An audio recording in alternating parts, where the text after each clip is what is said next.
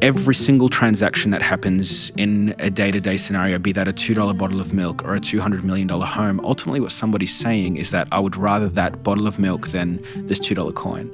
And so it's great to be creative within whatever sphere, but as long as you're recognizing that there has to be a tangible value for someone or something outside of that, I would say that's just as integral to work on outside of just being creative for creative's sake.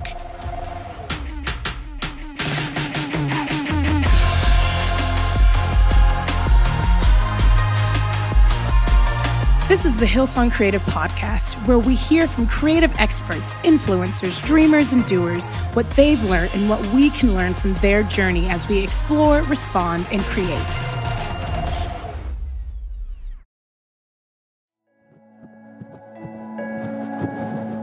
Hey, this is Rich Langton and welcome to today's episode. If you are new here, I'm so glad that you've joined us. And if you've been listening for a while, hey, thanks for joining us again. It's so good. On today's interview, we've got Fady Hanna, who's the owner and CEO of Flagship Digital, which is an international communication and marketing business. And here in Australia, it's one of our fastest growing companies. And Fady himself has been awarded like the Young Entrepreneur of the Year, not once, but twice. He's a cutting edge kind of guy, and in an industry which prides itself as being cutting edge, that's pretty amazing. His company, Flagship Digital, has customers like Coca-Cola, Real Madrid, BMW, and even American Express. So they're doing really well, and he himself is an expert in his field. As creatives, I feel like we need to be good at communicating, and so Fady has learned a way to communicate well.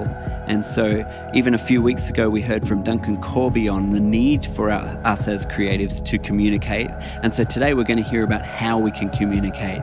And there's a lot to be learned on that. And I feel like for myself even, there's a lot to apply from this interview. So let's jump straight in and I'll talk to you afterwards.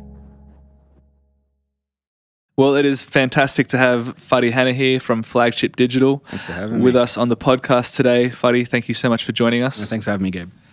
Really appreciate you coming on and really excited to hear a little bit from you about what it is you do, how you kind of ended up there and what you kind of see taking shape for you, your industry and creatively in general. I think you've got a lot to share on that, which is really cool.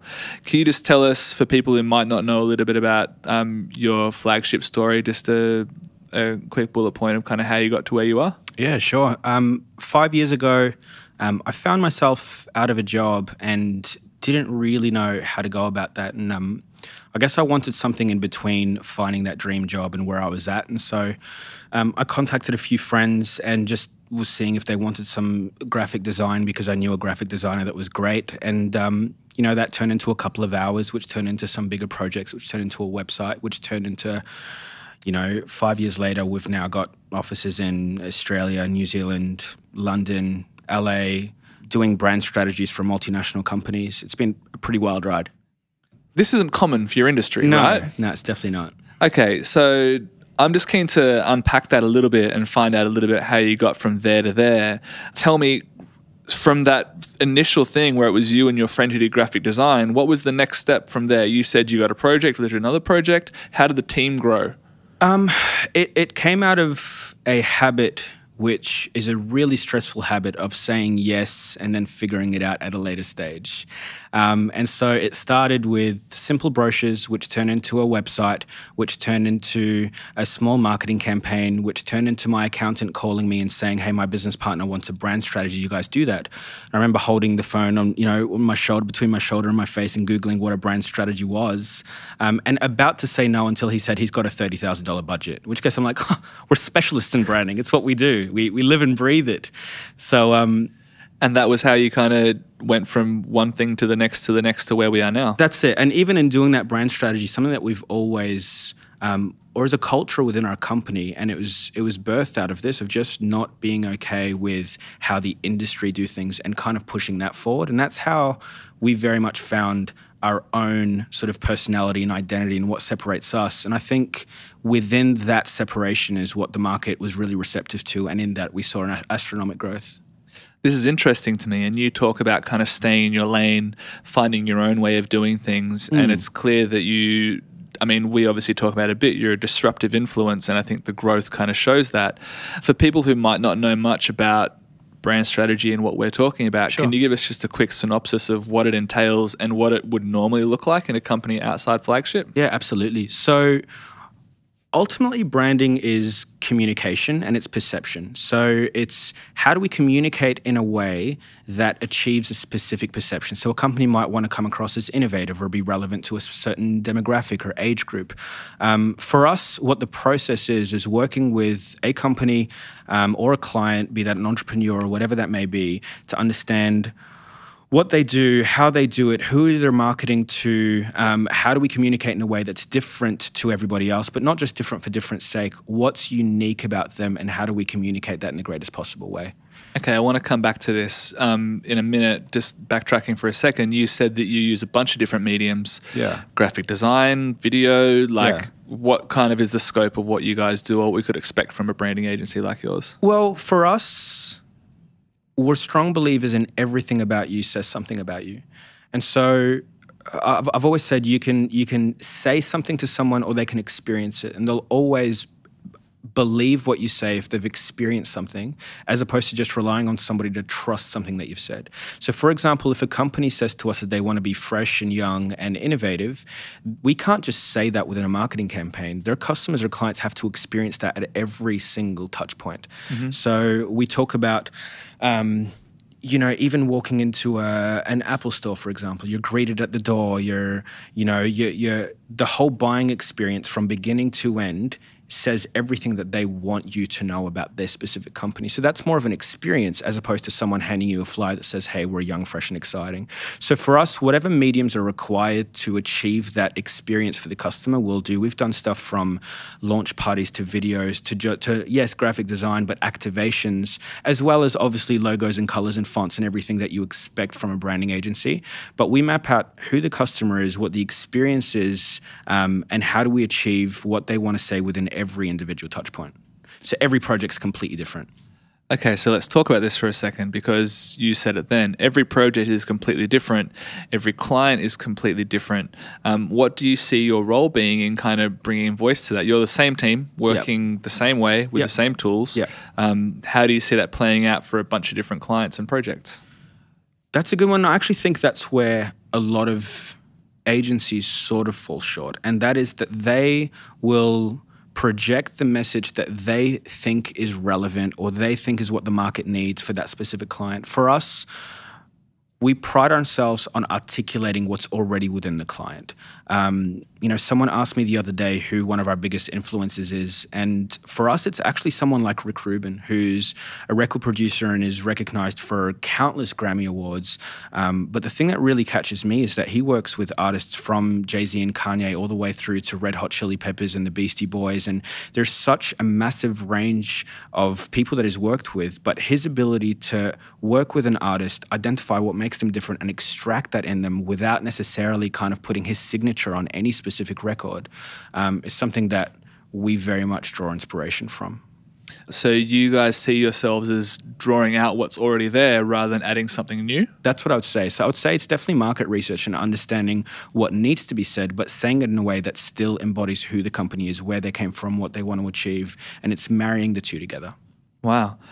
Did you always want to be in the creative industry, like doing this kind of thing? Creative industry, yes. This type of thing, no. I mean, I studied music at university, so I haven't studied marketing or branding or graphic design or anything. Do you think that was to your advantage? To a certain degree, I think so, because I really feel as though creativity isn't so much in what you do, it's in who you are. And I think that even though I was in a completely different field, it still taught me a lot about my creativity and how to execute that and how to be responsible within that at the same time. Explain that to me. What do you mean responsible within that? It's something that weighs quite heavily on my shoulders a lot of the time with clients, because some clients that contract us have hundreds of millions of dollars in turnover, and what we charge them is a minute percentage of that. For other clients, they're giving us every single cent. And that's something where we don't just have to exercise creativity, but there has to be responsibility within that. And sometimes you can fall way too responsible and give them something really safe that everybody else is doing, and it's not money well spent. And you can also go creative and wild and out there, but recognize that there is a tangible result that's required for that company, and there's people that livelihoods and families on the other side. So it's marrying I guess it's finding the middle ground between wild out there creativity, but also responsibility and a tangible result. And I think even music has taught me that you can go wild, but at the same time, it has to appeal to listeners. It has to be relevant to certain people. So it definitely taught me a lot of things that I'm now incorporating in a completely different field, but all in all, under the umbrella of creativity. Wow. So you've gone from a single operation to this large thing with clients all over the place at a wide spectrum of kind of different levels, which is fantastic. Yeah. How involved are you in the minute creative? Do you have thoughts on art direction, or are you now just purely a few steps removed and working on big projects and leading the team? How does that look for you? Funnily enough, my story specifically isn't one where I was ever involved necessarily within the minute detail, because I'm not a designer, I'm not a brand strategist, I'm not a marketing expert in any sense. But for me, as an entrepreneur, I recognized holes within people's, marketing campaigns or their brand, and I would ensure that the right team are working on that. So that hasn't necessarily changed. The first person that worked on the, first brand that we landed is actually still our creative director and still doing a mind-blowing job of that. Yeah. But for us, it's, I'll still very much make sure that we're innovating or pushing forward, that we're not settling. And my job is to make sure that the team are performing as best as they possibly can, and that we're always creating chapter 2 and chapter 3 and chapter 4 of what our company is, not just what our clients are. But my job is to ensure also that there's a certain standard of excellence that we approach things by, but I trust my team to deliver that. We'll get right back to the episode, brought to you by our Hillsong Worship and Creative Conference, which happens in Sydney, Australia every November. It's for every kind of creative, whether you're a musician, singer, a graphic designer, architect, an audio engineer, or video editor. It's a place for the artists of the church to gather together, to worship, to be inspired and refreshed, and to be equipped and trained for your sphere of creativity. Find out more details at hillsong.com/WCC. Now, let's get back to the episode. Hi, my name is Fady Hanna, and this is my Fantastic Four. My favorite movie that I watched this year, I rewatched Inception, and it still blew my mind. The album that I'm listening to right now is still Daniel Caesar, just on repeat. One job that I would love to try if I didn't have my current job would probably be furniture design. My favorite way to recharge is actually making music. I've got like a small recording studio at home, and it's the only time when my brain can focus on just the one singular thing.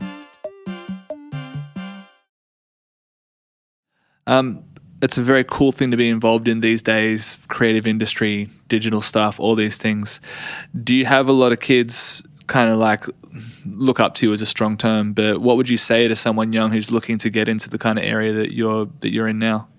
Other than don't. Other than count the costs. Yeah, I actually think there's a lot to it. But the one thing that we constantly have to work on, we actually flew in all of our management team from all the various offices last week to work on this. And I don't think that you're ever beyond working on the value behind your company. And what I mean by that is whatever you do, be that a singer, graphic designer, anything within any creative capacity, there has to be some sort of value attached to that to somebody, because that person is ultimately what's going to be funding your career, your job, or your company.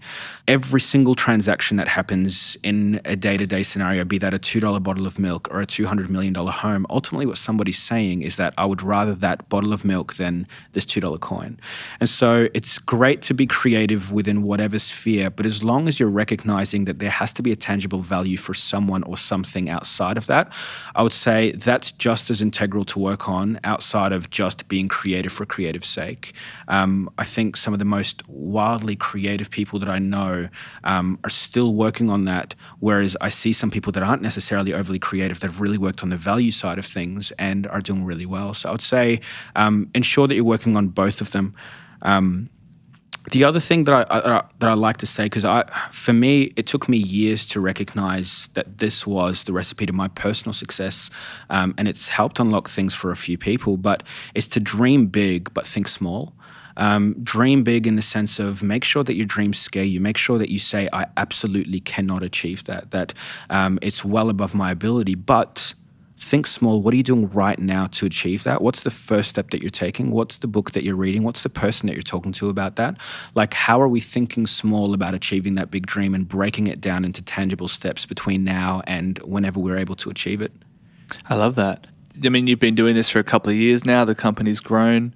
What's probably the biggest challenge for you personally as the leader that you're dealing with now? I'd say carrying the responsibility. I think for me, I also have to learn to let go of a lot of things. But, you know, our offices, unfortunately, they weren't necessarily strategic in their placement. And so we're around the clock in every single time zone, which can be draining, but it's recognizing what's worth it and what's not. For me, what I'm learning very much now is pumping the brakes more than I am the accelerator. I mean, for the last 3 years in a row, we've been one of Australia's fastest growing companies, which is amazing, but it's also one of the most stressful things. I think in our second or third year of business, we saw a 400% growth. We averaged 350% growth every year, which is great, and I get high fives, but it's also the most stressful thing. So it's recognizing what's worth it and what's not, and learning to say no to something that can be really lucrative, but will wear you thin. So interesting, because it sounds like this is happening at a corporate level, and I'm sure it takes a toll on you. You've got a wife, you've got 2 dogs. So there will be a cost that comes with that as well, I can imagine. Absolutely. Is that something you're consistently navigating and working on, or do you feel like you've just got a rhythm and you just keep rolling? No, I definitely, it is something that we always have to revisit because the workload's never consistent, the time's never consistent, what I have to do is never consistent. And so it's something that you have to agree on in a partnership. It's something that you both have to sign up to, and it's something that you both have to, I guess, be down for the journey. But you also have to rely on the other person, be that a husband, wife, partner, whatever that may be, to say, hey, we need to slow things down. Or I mean, for example, yesterday was my 5th flight this week, you know, and I know that if I keep going like that, I'll get burnt out. And I may not be able to recognize that, but I've got somebody that I'm accountable to that can recognize that. And so it's definitely a conversation that's always there, that's always happening. And you have to give somebody the place to be able to have that conversation with you. Right. Is that hard for you? Does your personality want to keep pushing forward, taking new ground? Yes. Or are you, right. Yeah, it is hard for me. And that's because my personality has always been accelerated down, full stop. And the hardest thing is consistently learning to push the brakes, which is something that I struggle with. But luckily, I have people around me that can weigh the cost of that for me and with me as well. The people around you, obviously you've got people like your wife and close friends and those kind of things. Yeah. I think looking at business owners, it can be quite a lonely existence. Not a lot of people experience that. Most people have got a boss and they clock in, they clock off. Yep. What's something you've learned being your own boss, living that entrepreneurial life where it can be very isolating, that has helped you? I think it's recognizing that different people, I don't necessarily rely on their experience per se. I rely on their way of thinking, and different people have different perspectives. I think somebody who is an absolute genius in helping me navigate things was also my barista. But his way of thinking was so out of the box that I'm like, I want your perspective on my situation, not necessarily I just want your experience on my situation. And I've had to think like that because Flagship and what we do is dramatically different to so many companies that I can't just go to someone and say, hey, you've achieved what, you know, I'm wanting to achieve, or you've been in this specific industry, how have you navigated that? So for me, I'm the kind of person that will get a lot of different perspectives on it, which will empower me to make the greatest decision. And sometimes it's recognizing that, yes, that may be your accountant or lawyer or, you know, expert business person or business coach, but sometimes it's your barista. Sometimes it's, you know, your unemployed friend. Sometimes it's those people that can actually share a perspective way outside of what you expect that helps you bring something into context. Yeah. Getting back a little bit to what you guys do as an organization, you talked earlier in our convo here just about a company that might need a rebrand. Yeah. When you look at a company, how do you go, okay, they need a rebrand or they're fantastic? What's the differentiating factors? The differentiating factors are generally within what do they want to say and how accurately are they saying that. For example, if you were to get 1,000 people into a room and ask them their perception of a specific company, how aligned would that be, but also how aligned would that be to what the company wants you to say? So if we were to get, again, using Apple as an example, if we were to get 1,000 people in the room, I like to think that maybe 900 of them would say, oh, they're really innovative and functional and sleek and modern and ... everything that the Apple executives want you to say. And so I would say that their brand strategy, irrespective of their logo or creative, is great. You get a company that, has closing down sales, quote unquote, every single week and so on, and ask 1,000 people what they think of that. And it would be so disjointed. And some people would think it's great value. Other people would say it's tacky. And that disconnect in the perception of the company is what I would say is where they need a rebrand. Unless that's unless that's what they're going for, which I highly doubt. So sometimes it's what are you wanting to say and who are you wanting to say it to, and how do we ensure relevance within that? I really like that. Yeah. That's fantastic. Yeah. By way of finishing up, I think this industry is one that is moving at a rapid rate of knots. And what was current and edgy 2 or 3 years ago is now probably passed us by in a lot of places. Yeah. When you kind of look to the future of branding, digital, this kind of space, what are some of the disruptive influences that you see taking more of the future than we give them credit for right now? I would say it's people that empower. Well, there's so many companies now that are building something off somebody's frustration or their own frustration. For example, like your Ubers or like your Airbnbs, and I think the companies that will just introduce a business model like a recruitment website, for example, and you just go on it because that's the only thing that's out there, versus somebody who says, how should things be done? Because I'm really frustrated with that being the singular approach to recruitment or that being the singular approach to driving cars or something. For example, Tesla. I sat in a car the other day and I was blown away by the fact that the center of the car is basically one big computer. Now, it wasn't just that so innovative. For me, it's like, how have we just had these dials for so long? And I jump in a car that's 2018 and it still seems so outdated. I think that the companies moving forward, instead of just improving what's currently there, build out of frustration and can actually look at something and say, why? Why are we doing things this way? Why have we always done things this way? And you find the companies that are emerging now and will continue to emerge in the future are the ones that find solutions out of frustrations as opposed to just improving what's currently out there. Fady Hanna from Flagship Digital, this has been a fantastic conversation. Thanks, Thank you Gabe. for coming to join us. Thanks for having me. Appreciate it. Well, for me, one thing that stood out from that interview was the thought of adding value to people's lives. I don't know if you've ever thought about your creativity as adding value, but I wonder if we should. When we're taking someone's time on a Sunday, when they come to a service, what value are we giving to them? Or when they look at our photographs or our artwork or listen to our songs, what value are we giving them? I think sometimes we think that the gospel is inherently valuable, and of course it is, but the way we present that and communicate that through our creativity, I wonder if we're putting enough time and effort into thinking about the value that is sort of giving to people.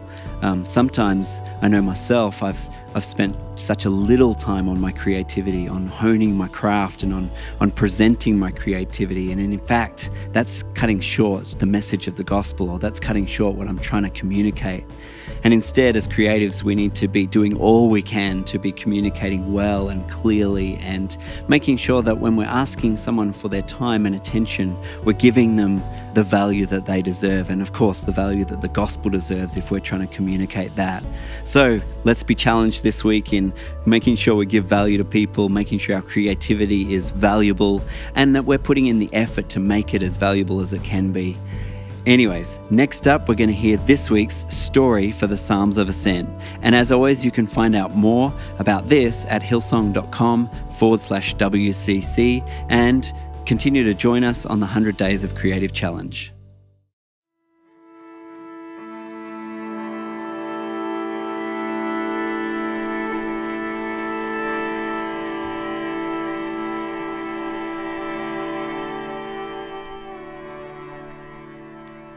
I think it's interesting, God generally tends to give us glimpses of what the future could be, but he rarely then maps out the road, right? When I first came into the country and chose to come across here and be part of this team, and as exciting as it was on one end, on the other end, there was a level of, I don't know what this is about, and this could be a really bad decision, I'm not sure. So when I first got here, into the country from Kenya, it took me a while to actually figure out what this was about. Now, in my mind, I had committed myself to be able to go in and see what God would do, and that's great. But between the decision and actually seeing the fruit of what God would be doing in me, that was very, because it was riddled with financial difficulty. There was, family situations at home that weren't going the way I wanted them to, and so. But meanwhile, I was telling myself that my being here was purposeful. I think perseverance it goes in tandem with hope. Now, fast forward that 15 years later, and I'm here. I'm married, got kids, and everything else. My life is here, and I can very clearly articulate what God is doing, and I can see it, and I love it.